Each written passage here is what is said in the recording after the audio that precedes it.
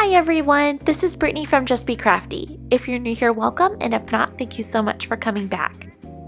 In today's tutorial, we'll explore the tubular cast on, also known as the Italian cast on. It's a technique perfect for projects starting with ribbing, like sock cuffs, sweater hems, and hat brims.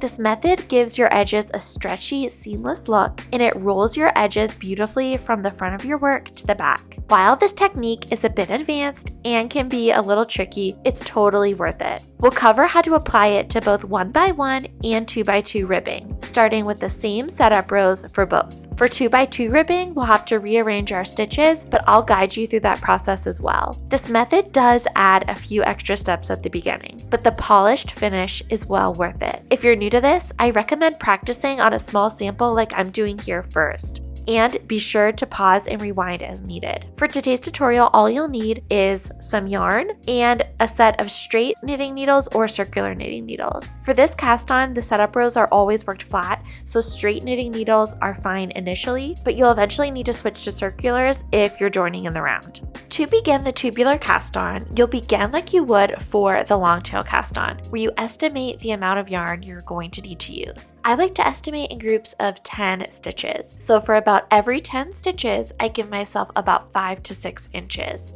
which is overestimating with this yarn, but I prefer to be safe than sorry. So to start, I give myself about a 6-inch tail to weave in later, and then I give myself about 5 to 6 inches for every 10 stitches I'll be casting on, which like I said is way more than enough for this yarn. You could give yourself a more accurate measurement by wrapping your tail around your needle 10 times and then measure however long that is, and then calculate your starting tail accordingly.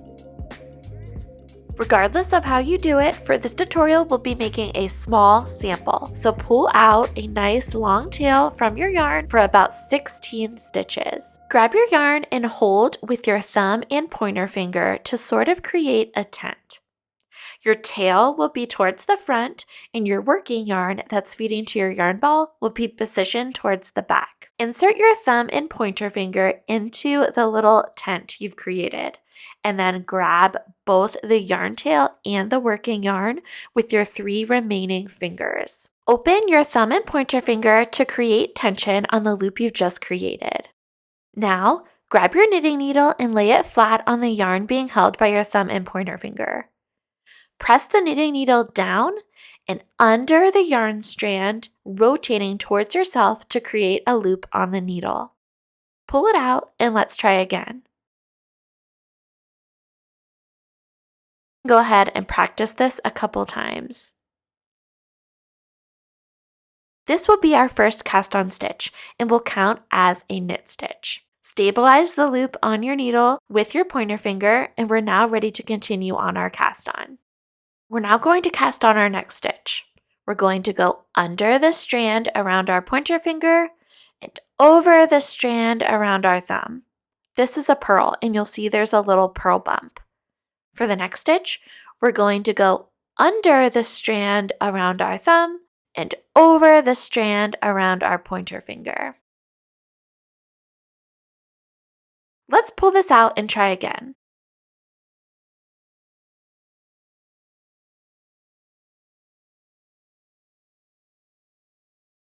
So we've got our first knit stitch on there, and now we're ready to cast on our next stitch, which is a purl. We're going to go under the strand around our pointer finger and over the strand around our thumb. For our next stitch, we're going to go under the strand around our thumb and over the strand around our pointer finger. For the next purl stitch, we're going to go under the strand around our pointer finger and over the strand around our thumb. Keep working in this fashion until you have 16 stitches on your needle or the amount of stitches that your pattern calls for. I highly suggest that in order to get comfortable with this cast on, that you pause the video, rewind, pull off your stitches, and try again. Keep repeating this process until you get the hang of it.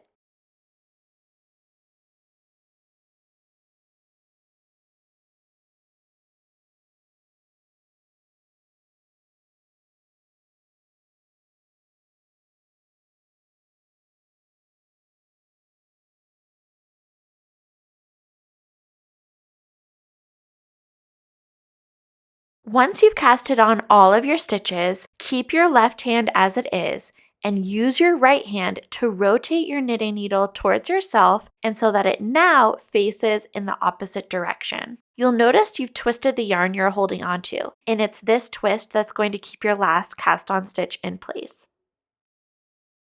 Use your left pointer finger to stabilize your working yarn and yarn tail in place while you orient yourself and get your second needle. Next, make sure your yarn tail is out of the way and grab your working yarn and continue on with the setup rows. So holding your yarn tail out of the way, we'll begin. The first stitch will be a knit stitch, and as you may notice, our knit stitches are not oriented in the proper direction. So for this first setup row, we'll need to knit into the back of each of our knit stitches. So for this first stitch, I'm going to knit into the back of it,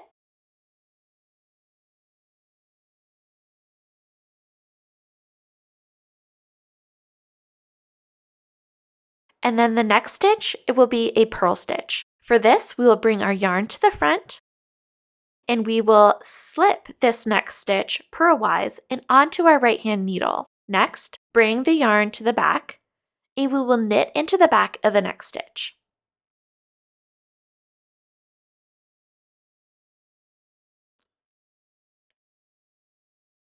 For the next purl stitch, bring your yarn around to the front, slip this stitch purlwise, and bring the yarn to the back. Once again, knit into the back of this next knit stitch. We're simply going to keep repeating this process across the row. So as you can see, we are only knitting into the knit stitches and we're slipping our purl stitches with our yarn in front.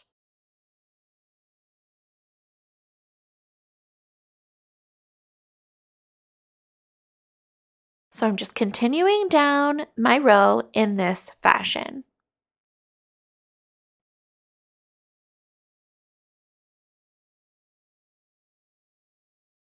We're almost to the end of the row. All right, and so my last stitch is purl, so I'm going to bring my yarn to the front, slip it, and now I'm ready to turn my work.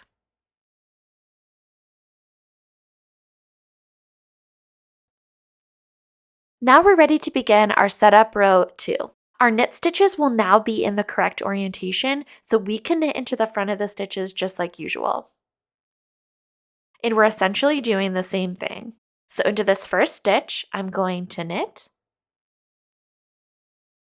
In the next stitch, it's a purl, so we're going to bring the yarn to front, slip it, and now bring our yarn to the back, and we're going to knit into our next stitch. And next, bring your yarn to the front, slip the next purl stitch, bring yarn to the back, and knit into the next stitch. And we're just continuing this process down the row. We're knitting into our knit stitches, and we are slipping our purl stitches with the yarn in front.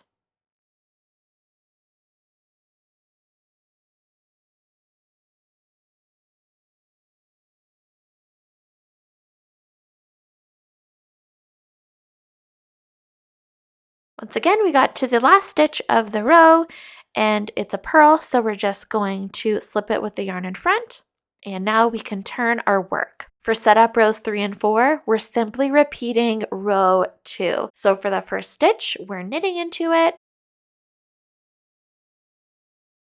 and then we're slipping the next purl stitch with the yarn in front. We're just continuing the same thing. So if you'd like, pause here and meet back up with me once you've completed setup rows 3 and 4.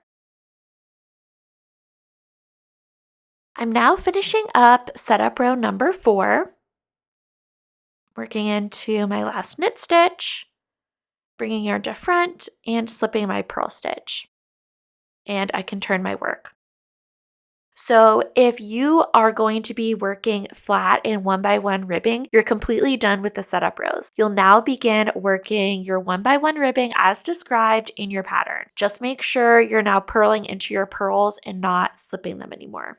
If you're going to be working one by one ribbing in the round, you'll now want to transfer your stitches onto your circular needle or your double pointed needles for, say, a hat or socks or whatever you're making. So now you'll start following your pattern as described, but again, make sure you're now pulling your pearls. And after joining in the round, you'll notice a little gap in your knitting at the area where you joined.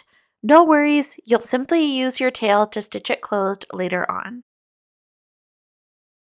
Now for the fun part. For 2x2 ribbing, whether your end goal is to work flat or in the round, we will be working this flat.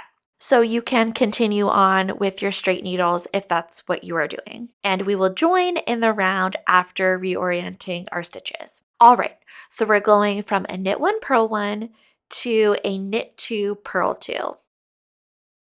So for our first stitch, it's a knit stitch, so we are going to knit into that first stitch.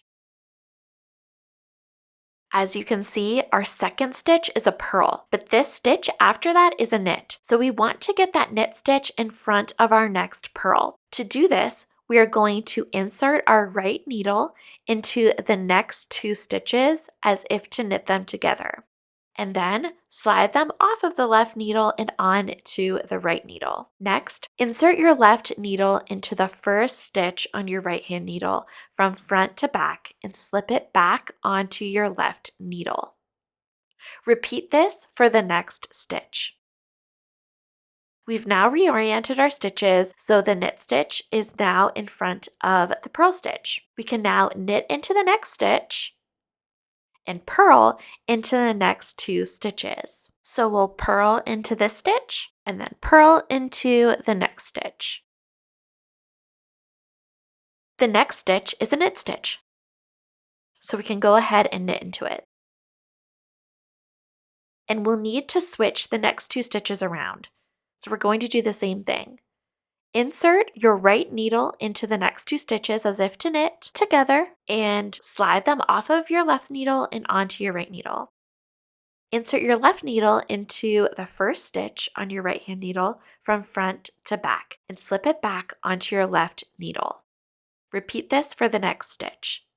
We've now reoriented our stitches, so the knit stitch is now in front of the purl stitch.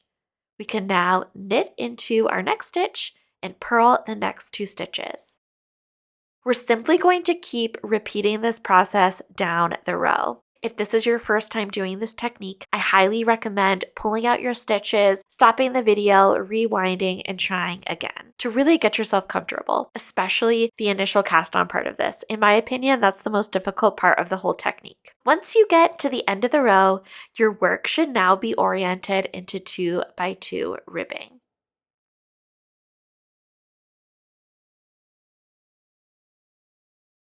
Finished my row, and now I can turn my work. And if you're working in 2x2 ribbing flat, you'll continue working in ribbing as directed in your pattern. If you're working 2x2 ribbing in the round, you'll now want to transfer your stitches onto your circular needle or onto your set of double pointed needles. Once transferred, you'll then join in the round and you'll begin following your pattern instructions as written. At the end, you'll use your tail from your starting edge to seam up that little gap at your join. And that's it. And in the end, these extra steps will be well worth it for that beautiful edge on your finished project. There you have it, the tubular cast on. This is one of my favorite knitting techniques, and once you get the hang of it, I'm sure it will quickly become one of your favorites too. I hope you found this tutorial helpful, and if you did, please let me know by giving the video a thumbs up. If you haven't already, be sure to subscribe so you never miss a new tutorial. Thank you so much for watching. Bye!